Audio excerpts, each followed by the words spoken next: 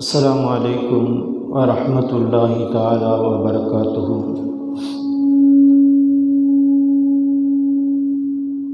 الحمد لله رب العالمين، نحمده ونستعينه ونستغفره ونؤمن به ونتوكل عليه، ونعوذ بالله من شرور أنفسنا ومن سيئات أعمالنا، من يهده الله فلا مضل له ومن يضلل فلا هادي له، ونشهد أن لا إله إلا الله وحده لا شريك له، ونشهد أن سيدنا مولانا محمدا عبده ورسوله. اللهم طب القلوب ودوائها وعافية الأبدان وشفائها ونور الأبصار وضيائها وعلى آله وصحبه وسلم. أما بعد، فقد قال الله تعالى في القرآن العظيم والفرقان المجيد: فأعوذ بالله من الشيطان الرجيم، بسم الله الرحمن الرحيم. ووصينا الإنسان بوالديه إحسانا. صدق الله مولانا العلي العليم. وقال النبي صلى الله عليه وسلم: الجنة تحت أقدام أمهاتكم، متفق عليه، أو كما قال عليه الصلاة والسلام. அளவற்ற அருளாளனும் நிகரற்ற அன்புடையவனுமாகிய எல்லா புகழுக்கும் முழு உரிமையும் வாய்ந்தவனுமான எல்லாம் வல்ல அல்லாஹ் ஜல்லஷானஹு தஆலாவை போற்றி புகழ்ந்து, இவ்வுலகத்திற்கு அருட்கொடையாக வந்துவித்த எம்பெருமானார் ரசூலே கரீம் ஸல்லல்லாஹு அலைஹி வஸல்லம் அவர்களின் மீதும், அன்னாரின் அடிச்சுவடுகளை அப்படியே பின்பற்றி வாழ்ந்த உத்தம சத்திய சஹாபாக்கள், தாபிஈன்கள், தாபிஈன்கள், மேலும் குறிப்பாக இங்கு அமர்ந்திருக்கக்கூடிய நம் அனைவர்கள் மீதும், நம்முடைய குடும்பத்தார்கள் மீதும், நம்முடைய மனைவி மக்களின் மீதும் என்றென்றும் அல்லாஹுடைய சாந்தியும் சமாதானமும் நிலவட்டுமாக. ஆமீன். அல்லாஹு ஜல்லஷானஹு தஆலா யார் யாருக்கெல்லாம் இந்த வருடம் ஹஜ்ஜினுடைய பாக்கியத்தை தந்திருக்குகின்றானோ அவர்கள் ஹஜ்ஜுக்கு சென்று நல்ல முறையில் அவர்களுடைய இல்லங்கள் திரும்புவதற்கும், அவர்கள் ஹஜ்ஜுடைய அமல்களை நிரப்பமாக செய்வதற்கும், அல்லாஹுக்கு பிரியமான அடியார்களாக ஆகுவதற்கும், அதுபோன்று இன்னும் வரக்கூடிய நாட்களில் நமக்கும் அல்லாஹு தாலா அதுபோன்று ஹஜ்ஜுடைய பாக்கியத்தையும் தந்தருள் புரிவானாக என்ற துஆவோடு, அல்லாஹு ஜல்லஷானஹு தஆலா ஒரு குடும்பம் என்றால் அந்த குடும்பத்திற்கு முக்கியமானவர்களாக, அந்த குடும்பத்தை சரியாக வழிநடத்தக்கூடியவர்களாக பெற்றோர்களை அல்லாஹு தஆலா ஆக்கி வைத்திருக்கின்றார். அந்த பெற்றோர்கள் சரியில்லாமல் அமைந்துவிட்டால் அவர்களுடைய குழந்தைகளும் சரி, அவர்களுடைய குடும்பங்களும் சரி சீரழிந்துவிடும் என்பதற்கு இன்றைய காலங்கள் மிகப்பெரிய எடுத்துக்காட்டாக விளங்கி கொண்டிருக்கின்றன. இப்பொழுது நாம் ஒவ்வொருவர்களும் நம்மை ஆளுவதற்கான ஒரு ஆட்சியாளரை தேர்ந்தெடுக்கக்கூடிய நிலைமையில் இருந்து கொண்டிருக்கின்றோம். சென்ற வாரத்தில் உங்களுக்கு ஞாபகமூட்டப்பட்டது, யாரை நாம் தலைவனாக தேர்ந்தெடுக்க வேண்டும், அப்படிப்பட்ட அந்த தலைவர்கள் எப்படிப்பட்டவர்களாக இருக்க வேண்டும் என்பதை பற்றி எல்லாம் உங்களுக்கு உணர்த்தப்பட்டது. ஆனால் இன்றைய காலத்தில் நம்முடைய ஒரு சில குழந்தைகள், அதாவது 18 வயது முதல் 25 வயதுக்கு உட்பட்ட இளைய சமுதாயம் இன்றளவில் ஒரு சில வழிகேட்டின் காரணமாக தன்னுடைய பெற்றோர்களுடைய முக்கிய கவனங்கள் கண்டிப்பு இல்லாததின் காரணமாக அந்த குழந்தைகள் யாரோ ஒருவனை தலைவன் என்றும் அவனுடைய வாழ்க்கைதான் என்னுடைய வழிமுறை என்றும் ஒரு பெண்மணி ஒரு பேட்டியிலே கொடுக்குகின்றால், என் கணவருக்கே தெரியும் என்னை விட என் கணவரை விட மற்றவரை தான் பிடிக்கும் என்பதாக அந்த பெண்மணி பேட்டி கொடுக்குகின்றார். இந்த அளவிற்கு நம்முடைய சமுதாயங்கள் சீர்கேட்ட நிலைமையில் சென்று கொண்டிருப்பதை நாம் இன்றளவில் பார்த்து கொண்டிருக்கின்றோம். இப்பொழுது கோடை விடுமுறை விடப்பட்டு விட்டது. நம்முடைய பிள்ளைகளை நம்மால் பராமரிக்க முடியவில்லை என்பதாக ஒரு சிலர்கள் தன்னுடைய சொந்த பந்தங்களுடைய வீட்டிற்கு அனுப்பி வைக்குகின்றார்கள். ஒரு சிலர்கள் தங்களுடைய பிள்ளைகளை கண்டும் காணாமல் கண்டிப்பில்லாமல் அவர்களை விட்டுவிடக்கூடிய சூழ்நிலைகளும் இன்றைய காலத்தில் நடந்து கொண்டிருக்கின்றன. யாருமே நாம் இஸ்லாம் முக்கியத்துவம், இந்த இஸ்லாத்தில நம்முடைய பிள்ளைகளுக்கு மார்க்க கல்வியும் மார்க்கம் சம்பந்தப்பட்ட விஷயங்களையும் போதிப்பது கடமை என்பது அத்தனை பேர்கள் தெரிந்திருந்தாலும் அவரவர்கள் பொடுபோக்கான நிலைமையில்தான் இன்றைய காலத்தில் இருக்கக்கூடிய நிலைமையை நாம் பார்க்க முடிகின்றது. ஒவ்வொரு வாரமும் நமக்கு தேவையான செய்திகளை எடுத்துரைக்கப்படுகின்றன. எத்தனை பேர்கள் நாம் இதை செவிமடுப்போம் என்று பள்ளியிலே வந்து அமர்ந்திருக்கக்கூடியவர்களை நாம் கணக்கிட்டு பார்ப்போமேயானால் விரல் விட்டு எண்ணிவிடலாம். அப்படிப்பட்ட நிலைமையில்தான் நம்முடைய சமுதாயங்கள், இங்கு மட்டுமல்ல ஒவ்வொரு பள்ளிகளும் இதே நிலைமை. நம் இடத்திலே இருக்கக்கூடிய அந்த பொடுபோக்கின் காரணமாக நாம் பலவிதமான சீரழிவுகளை சந்தித்து கொண்டிருக்கின்றோம் என்பதை யாருமே மறுத்துவிட முடியாது. ஒரு காலத்திலே தன்னுடைய பெற்றோர்கள் படிக்காதவர்களாக இருந்தார்கள். படிக்காதவர்களாக இருந்தாலும் தன்னுடைய பிள்ளைகளை சீர்பெறும் அந்த கல்வியை, மார்க்க கல்வியை புகுத்தி அவர்களை நல்ல முறையில் வழிதேர்த்து அவர்களை உருவாக்கிய பெற்றோர்களை நாம் காண முடிந்தது. காலங்கள் செல்ல செல்ல பெற்றோர்களிடத்திலும் இஸ்லாம் பொடுபோக்காகிவிட்டது. அதுபோன்று தம்முடைய பிள்ளைகளிடத்திலும் அது நாமே கற்கவில்லை, நம்முடைய பிள்ளையை நாம் கண்டித்து என்ன ஆகிவிடப் போகின்றது என்பதை போன்று நம்முடைய குழந்தைகளையும் நாம் பொடுபோக்காக விடக்கூடிய நிலைமையில்தான் இன்றைய நிலையில் பெற்றோர்களை நாம் காண முடிகின்றது. நபி ஸல்லல்லாஹு அலைஹி வஸல்லம் அவர்கள் கூறுகின்ற பொழுது, குல்லுக்கும் ராயின் வ குல்லுக்கும் மஸ்ஊலின் அன் ராயத்திஹி, ஒவ்வொரு மனிதர்களும் இந்த உலகத்திலே பொறுப்புதாரிகள். ஒரு கணவனை பற்றி மனைவியிடத்திலே விசாரிக்கப்படும், ஒரு மனைவியை பற்றி கணவனிடத்திலே விசாரிக்கப்படும், குழந்தைகளை பற்றி பெற்றோர்களிடத்திலே விசாரிக்கப்படும்.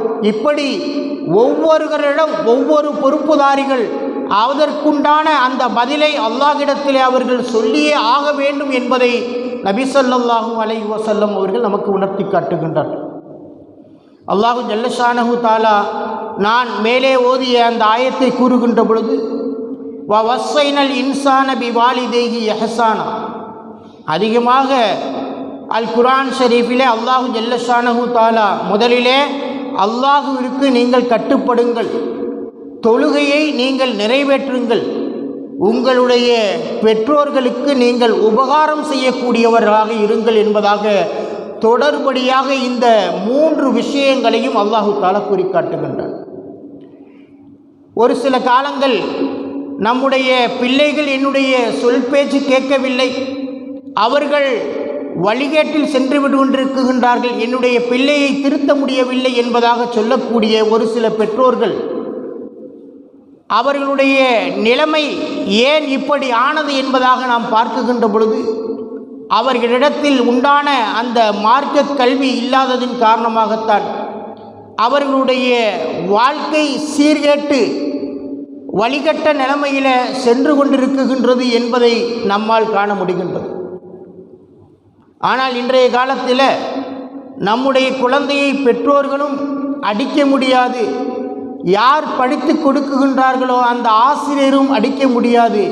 அப்படிப்பட்ட சூழ்நிலையில் இருக்கக்கூடிய அந்த பிள்ளைகள் 100 பிள்ளைகள் இருக்குகின்றதென்றால் அதில் 10% பிள்ளைகள் தான் எல்லா விஷயங்களிலும் தேர்வு பெற்றவர்களாக வருகின்றார்கள் என்பதையே இன்றைய கருத்து கணிப்பு நமக்கு தெளிவாக குறிக்காட்டுகின்றது.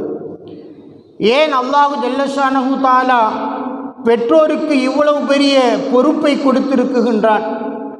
பெற்றோர்களை இன்றைய குழந்தைகள் ஏன் மதிப்பதில்லை, அவர்கள் சொல் பேச்சு கேட்டு நடப்பதில்லை என்பதை நாம் சற்று சிந்தித்து பார்ப்போமேயானால், நபி ஸல்லல்லாஹு அலைஹி வஸல்லம் அவர்கள் கூறுகின்ற பொழுது, தாயின் காலடியில் சொர்க்கம் இருக்குகின்றது.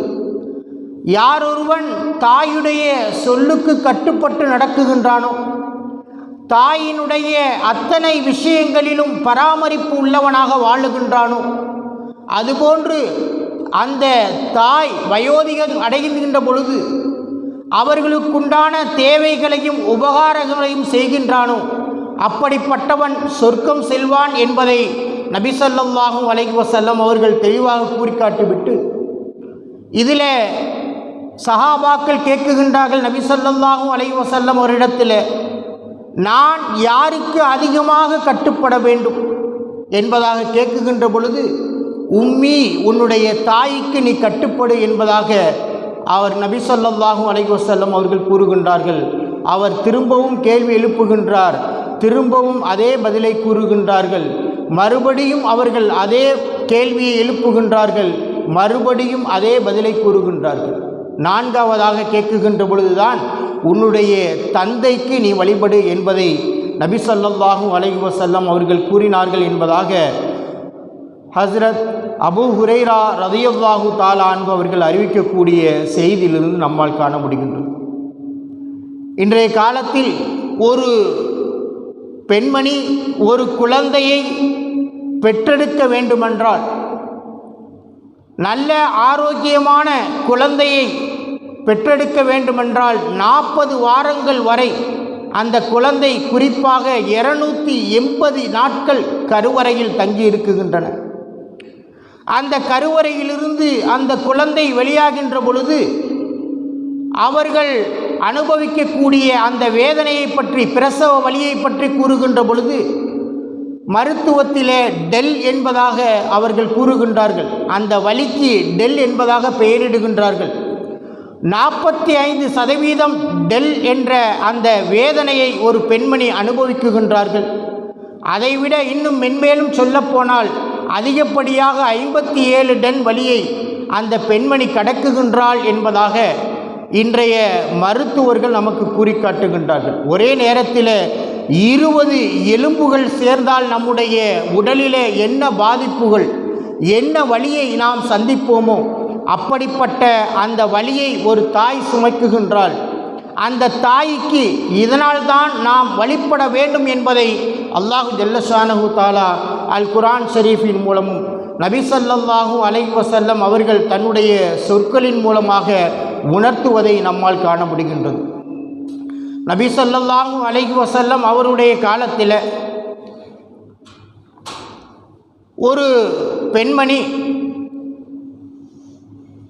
என்னுடைய குழந்தை என்னுடைய சொல் பேச்சு கேட்காமல் இருக்குகின்றது, நான் என்ன சொல்லுகின்றேனோ அதை கேட்காமல் என்னுடைய குழந்தை அவனுடைய இஷ்டத்திற்கு அவன் வளர்ந்து கொண்டிருக்குகின்றான் என்பதை நபி ஸல்லல்லாஹு அலைஹி வஸல்லம் அவரிடத்தில் ஒரு செய்தியை ஒரு பெண்மணி அறிவிக்குகின்றார்கள்.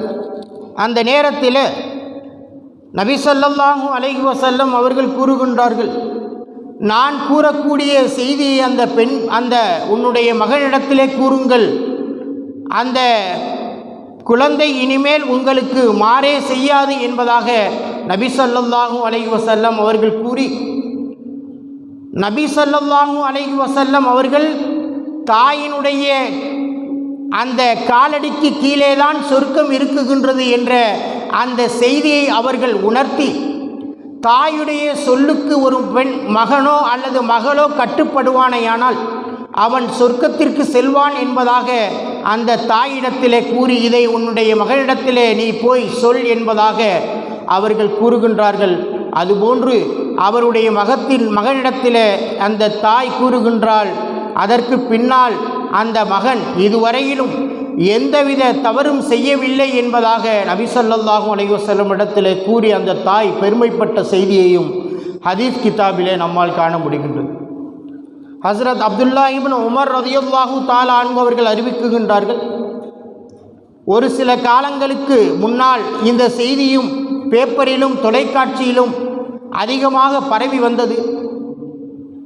சுமார் 2500 கிலோமீட்டர் தன்னுடைய தாயை ஒரு கூடையிலே சுமந்து ஹஜ்ஜுக்காக தன்னுடைய தாயை சுமந்து வந்த ஒரு மனிதர். அப்படிப்பட்ட அந்த மனிதருடைய நிலைமை அதுபோன்று ஹஸ்ரத் இப்னு உமர் ரலியல்லாஹு தஆலா அன்ஹு அவர்களுடைய காலத்திலும் நடந்தது. அவர் அப்பொழுது இப்னு உமர் ரலியல்லாஹு தஆலா அன்ஹு அவரிடத்திலே கூறுகின்றார், நான் என்னுடைய தாயை வைத்து ஹஜ்ஜுடைய அமல்கள் அத்தனையும் செய்துவிட்டேன். என்னுடைய தோளில்தான் அவர்களை சுமந்து வந்தேன்.